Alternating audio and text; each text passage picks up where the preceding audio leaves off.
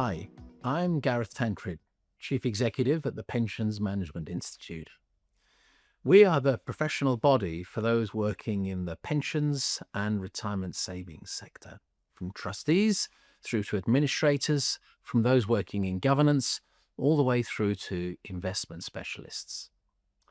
The PMI was established in 1976 by four major industry bodies that recognised the need for a dedicated professional institute to set educational and professional standards for those managing the UK's pension schemes.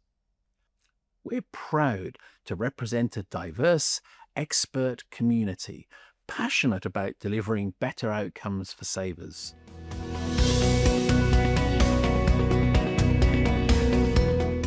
The pensions industry was considerably different back then. Even before my time, PMI was founded in 1976 by a collective of the National Association of Pension Funds, who are now Pensions UK, the Life Insurance Council of the British Insurers, the Society of Pension Consultants, and the Association of Consulting Actuaries. So you had the four main players in the industry at the time coming together because they wanted a professional body that was designated purely for pensions. I think, right from the early days, way back in 1976 through the 70s, through the 80s, it created a reputation and a great platform for what we now know as the sort of the modern day PMI. When I started in pensions, I wanted to be an actuary, but it was too exciting for me, and I only passed half the exams. But I had a career in pensions, and after about 15 years, there was no professional institute. But the Pensions Management Institute started in 1976, and I was able to join that. And that was a real milestone for pensions generally, because it enabled people who worked in pensions who were not an actuary, to have some means of measuring their performance, of learning, and becoming professionals. And in that, it has done a fantastic job. I got my associateship, and that makes you very proud. And I was particularly proud, I think, because it's an institute as opposed to an association. I think that's quite important for credibility. And over the last 40 odd years, the industry has become much more professional. And that really was one of the key objectives of the PMI going back to its inception. It was to promote pensions as equivalent to other professions.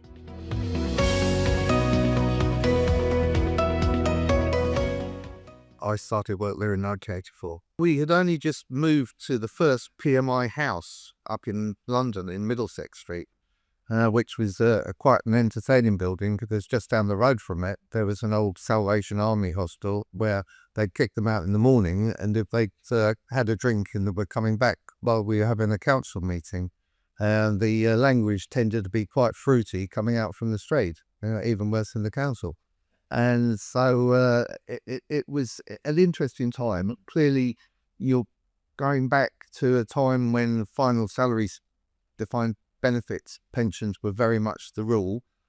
Employers were very paternalistic. Employees didn't change so much.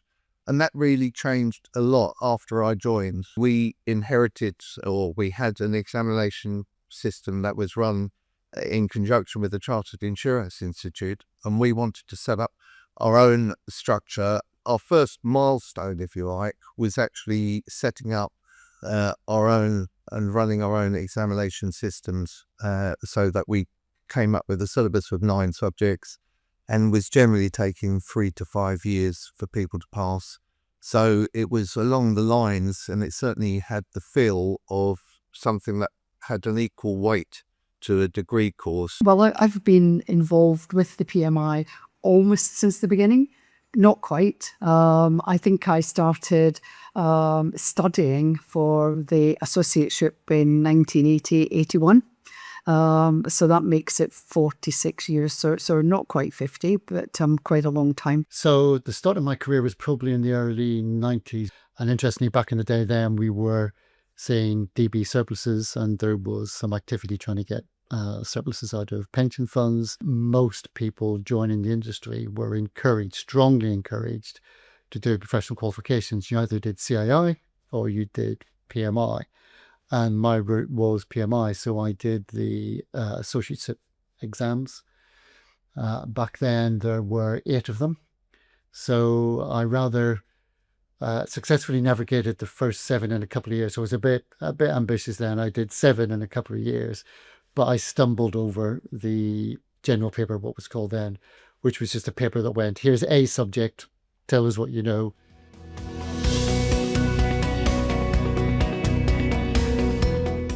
I think the importance of education in today's environment doesn't change. I've often used the expression, which one of us wants to go to a doctor that qualified in 1980, let's say, but hasn't kept up to date? Whilst they were great at the time, and they might still know an awful lot, they haven't kept up to date in the very latest practices.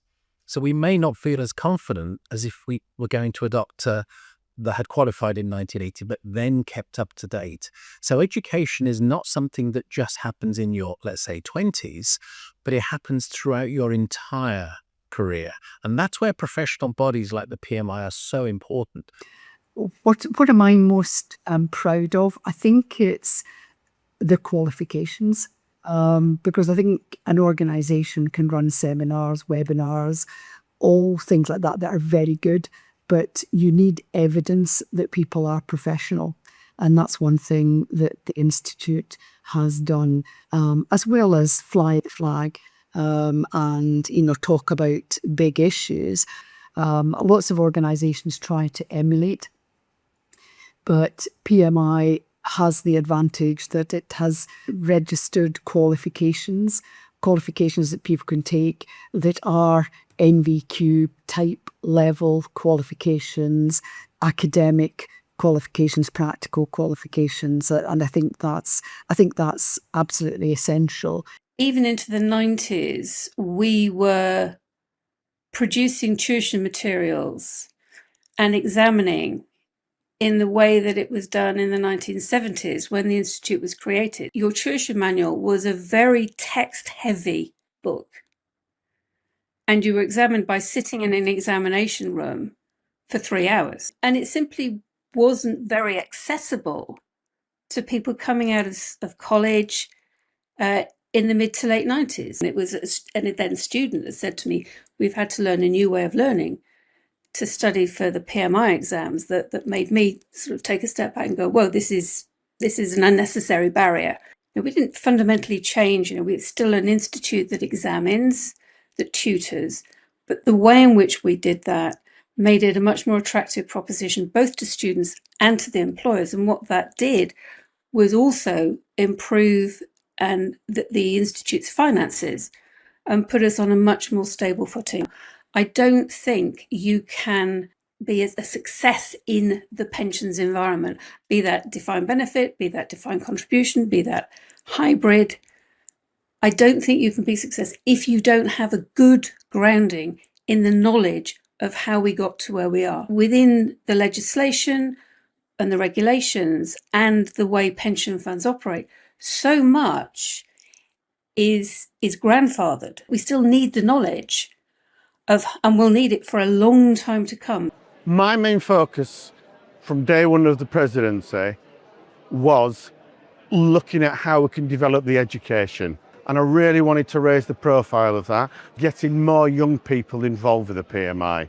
Because there's a lot of old people like me who are hanging around the PMI. We need some new energy, so we're really pushing to try and get more people and younger people involved. Hopefully the student SIG could help with that.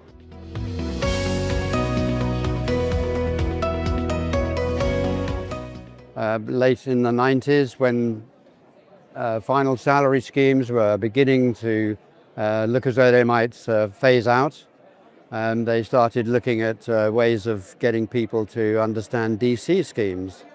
And so the exams changed, and the education changed. That was a big milestone. Then the DC came along and they changed, and the exams changed, and you could go and do modules instead of just doing a whole associateship exam, which was really good. And after that, of course, professional trustees started emerging, and PMI brought in a new group for trustees, and we now have a qualification for professional trustees, of which I am one.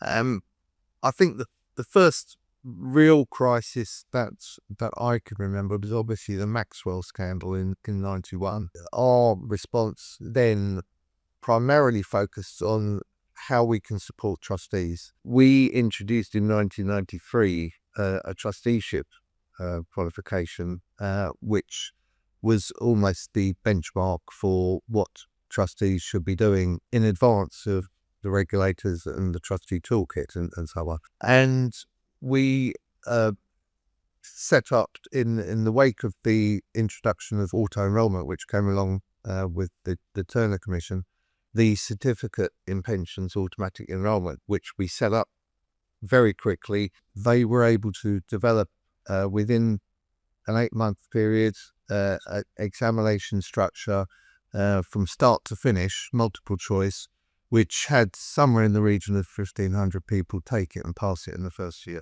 So the major things which were happening in the mid-2010s, so 2015, 16, 17, a lot of activity around auto-enrollment staging. So it was in the final stages then of lots of companies coming to the market, and lots of members suddenly becoming or getting into the pension system. And that was the massive change which was happening back then. We also had some less good stuff. So there were a couple of big failures, BHS, Carillion cases, which drove a lot of activity around governance, transparency, oversight. We did a major governance review, and we set out good practice, etiquette, a governance handbook. There's no point going to the industry and trying to help, advise, recommend, suggest if your own house isn't in order. And we spent a lot of time getting our own house in order with those sort of changes. In my time on the board, I was overseeing the retirement of the long-serving PMI Chief Exec, Vince Linnane, and the recruitment and the onboarding of the current Chief Exec, Gareth Tancred. And it's just fantastic to see that Gareth is up to his 10 years of service. So the auto-enrollment success is fantastic, but the DC to Master Trust explosion of activity, we were alongside that in terms of recognising it through qualifications and also widening from a traditional DB-based membership into a wider community. So DC, DB, Master Trust, public sector.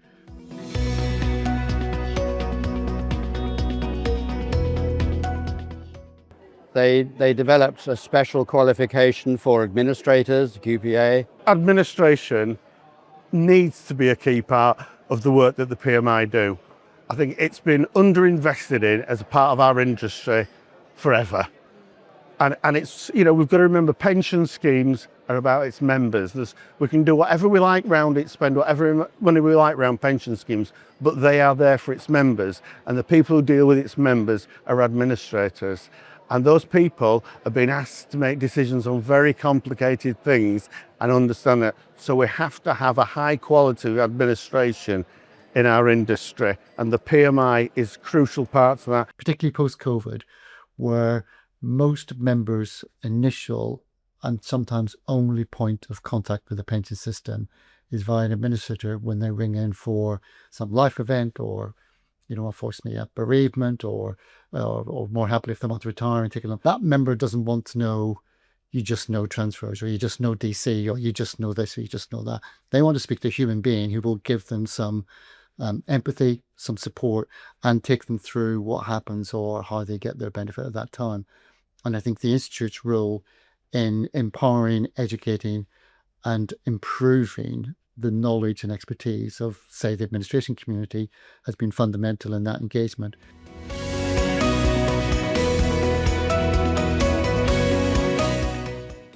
I feel the PMI does its best work when lobbying or engaging with government, when it's taking its day-to-day core work, understanding what professionals need, building education and examination programs to support it, taking the information it picks up at a lower level, at an operational level, and then can articulate and explain to legislators where the challenges are. And you have to explain how Robert Maxwell robbed pension funds and resulted in complex new legislation. You have to explain how the Barber judgment created all sorts of complexity because we didn't know how to deal with equalisation from day one. All of that has created an administrative minefield that remains with us to this day. This industry desperately needs something to make it just a little bit simpler. Administratively, we have to aim for perfect all the time.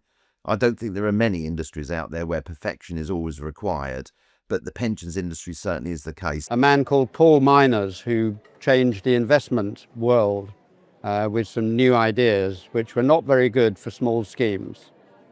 And small pension schemes are about sort of 80% of the whole market.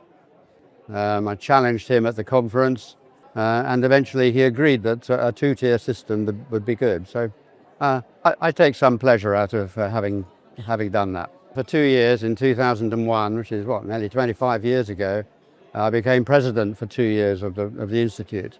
That was a real honour, and we looked at the whole of the industry and wondered what we needed to do to change.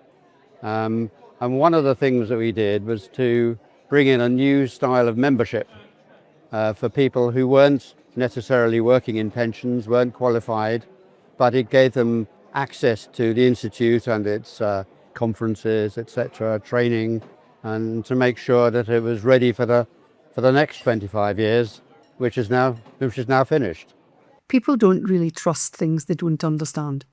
And pensions is one of the most complex life situations. So the next best thing is that they trust people who do understand it. And the PMI brings a lot of that to the industry. It gives confidence within the industry. And I think it flows onwards into customers. Government isn't, naturally going to make the right decisions all the time, and it needs to listen to experts, and PMI brings that professionalism to the debate. I think it's vital that PMI and others continue to have that voice saying, yes, but it's a pension system, it's a retirement system, and it's there for the benefit of millions and millions of people, and therefore you have to be cognizant of, why we're doing this, what the processes and controls in place are, and what good member outcomes look like.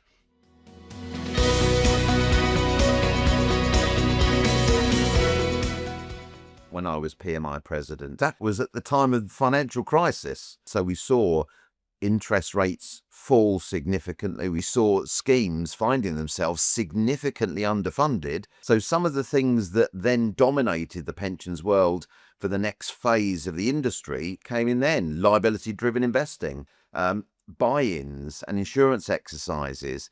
The first big prominent buy-in, the one carried out by the P&O scheme, I think in 2007. In fact, I went on Radio 5 Live for that one. We hear that P&O have sold their pension fund. This is a scandal, what's going on? And I had to go on live radio to explain it. We're now into a different phase now. Higher gilt yields, lots of DB schemes finding themselves in surplus, now wrestling with a different set of challenges and opportunities. So when the lockdown happened, I think the beginning of March, when we sort of stopped everything, we were able to start running some of the exams by the end of April.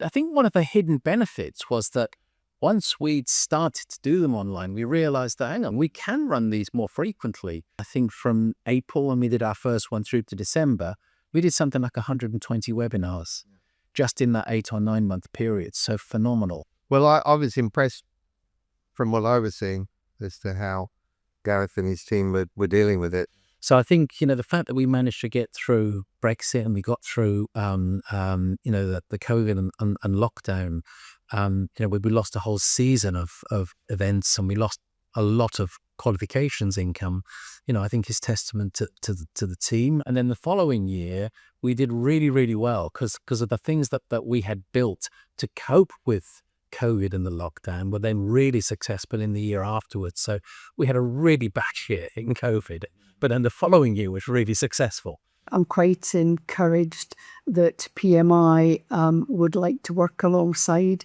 one of the other organisations I'm involved in, which is the Pension Scams Industry Group. Since 2014, more than 10 years, PSIG has been fighting fraud, which I think is great because, there's one thing, trying to encourage people to save, but if it all slips off the end into the hands of a fraudster, it's game up.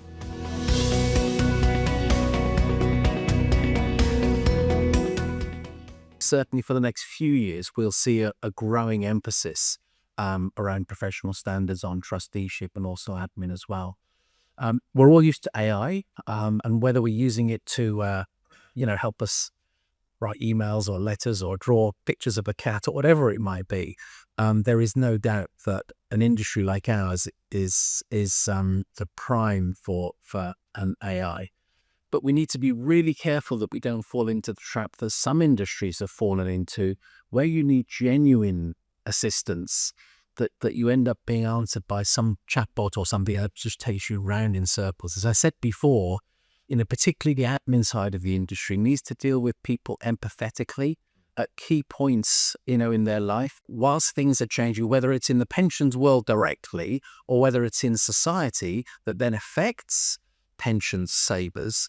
We can't sit still. We need to make sure that we're embracing that and coming up with the solutions. We have got, the increase in AI, and I think that's something that PMI ought to embrace fully, because there are dangers in AI as well as great opportunities in AI. Pensions wealth doesn't exist in isolation. Housing wealth, it's earnings, it's savings elsewhere. It's also debt. And looking forward, I would like to see pension professionals not just looking at the particular fund they might be responsible for, but looking at the wider environment, looking at the overall wealth of members. One of the things that you can probably expect to see from the PMI, again, sort of taking the groundwork that Vince and his team built, years ago, and I know, even back then, you're doing some work internationally.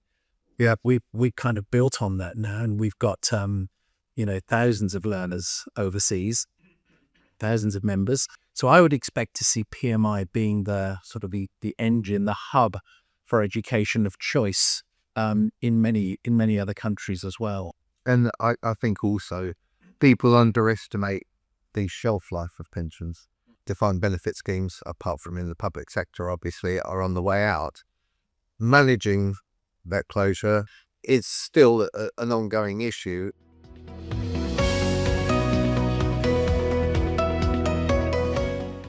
Vince and I were travelling to see an advisory group in the north of England, Wakefield or somewhere like that. So we've got to go off the train. So grabbed my bag and I was pulling things around, and we got off the train and I sort of bent over a bit too much as I went out, and I literally split my trousers top to bottom as we hit the platform. Now, Vince, ever the professional, turned around and he couldn't stop laughing. So he found that hysterical. We had about 10 minutes to get to the meeting. So it was a quick cab trying to get to Marks and Spencer's or somewhere to get some replacement trousers to then be picked up. Could I get any that fit? No.